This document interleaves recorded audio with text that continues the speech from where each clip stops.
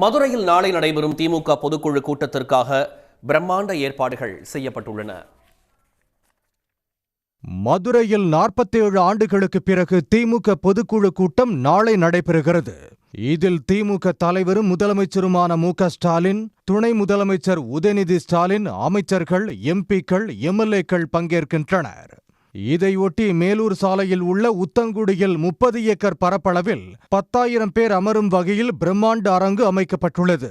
பொதுக்குழு கூட்ட திடலின் முகப்பு சென்னை அண்ணா அறிவாலயம் போல வடிவமைக்கப்பட்டுள்ளது. நாளை காலை 10 மணிக்கு தொடங்கும் பொதுக்குழு கூட்டம் பிற்பகல் வரை நடைபெறுகிறது.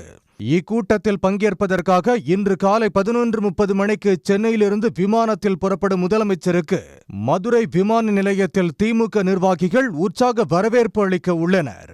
அதைத் தொடர்ந்து மாலையில் 25 கிலோமீட்டர் தூரத்திற்கு நடைபெறும் பிரம்மாண்ட ரோட் ஷோவில் முதலமைச்சர் பங்கேற்கிறார். ஆவணியாபுரத்தில் இருந்து தனது ரோட் ஷோவை துவங்கும் முதலமைச்சர் ஜெய்ஹிந்த்புரம் வழியாக பழங்கானத்தம் சென்றடைந்து அங்கிருந்து காளவாசல் குரு தியேட்டர் பகுதிக்கு வந்து ஆரப்பாளையம் கிராஸில் அமைந்துள்ள திருமலை நாயக்கர் சிலையை அடைகிறார்.